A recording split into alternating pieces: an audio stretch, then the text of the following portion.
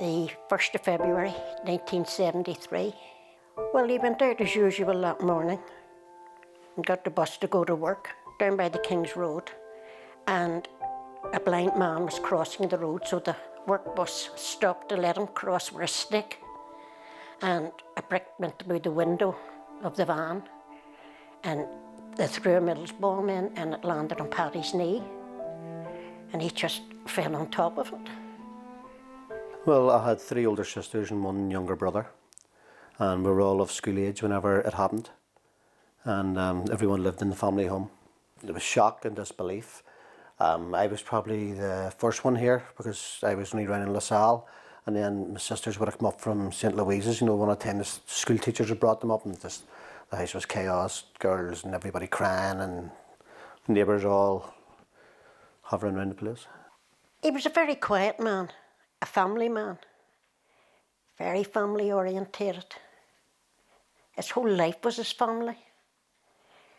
And he never went out drinking or with friends or that. Just we were very quiet family. Well, I met him when I was 19, I think, in Loughdurg. And we just got friendly from that, and the friendship built up, and we eventually got married. And we only had 21 years together. He was buried on his 21st wedding anniversary.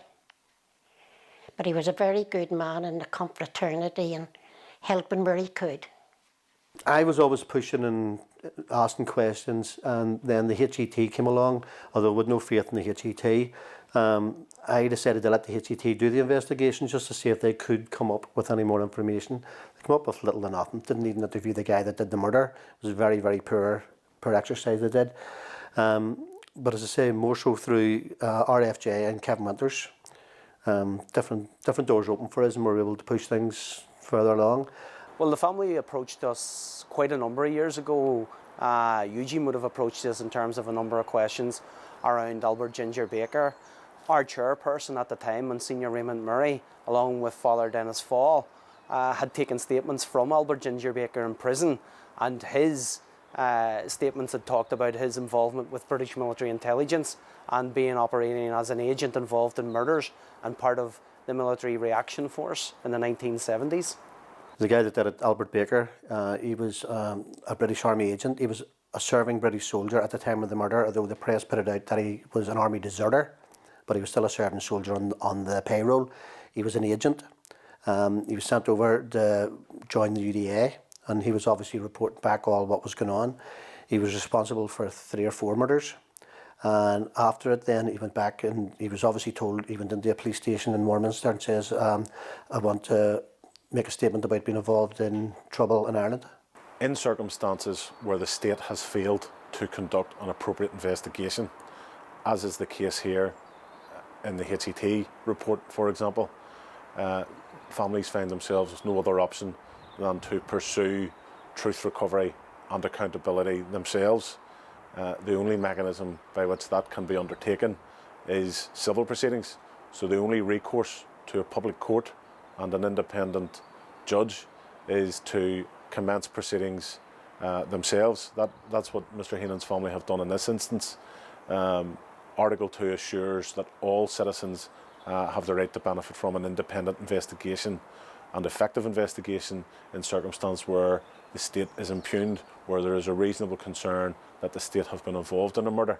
The family in this particular experience, Mr. Heenan's family, were appalled at the HET report which they received in circumstances whereby the individual who confessed to the murder and made a very detailed exposition as to his role within the British Army was not even interviewed by the HET. Well, I think it's very important that it's brought forward, not just for our own family, but for other families. The amount of collusion that went on in this country, run by the British government, the British Army, Special Branch, and these people all think they can walk off into the sunset. It's only now that families have the strength and they have things like RFJ, which will help them along the way.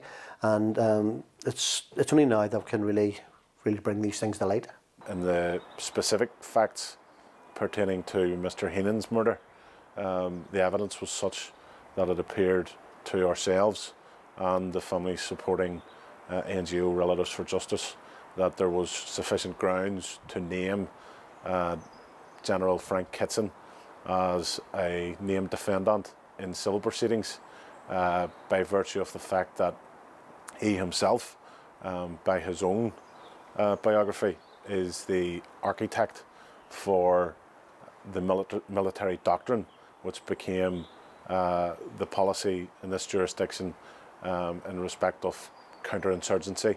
It's the first time that a senior British military figure or anybody from the security forces have been personally named, and I think that that's important because Paddy Heenan was a family man that wasn't involved in politics, that was in the church, that was a pioneer, that was involved in the confraternity, lived for his family, his 5 children. A joiner going to build a school in a Protestant area.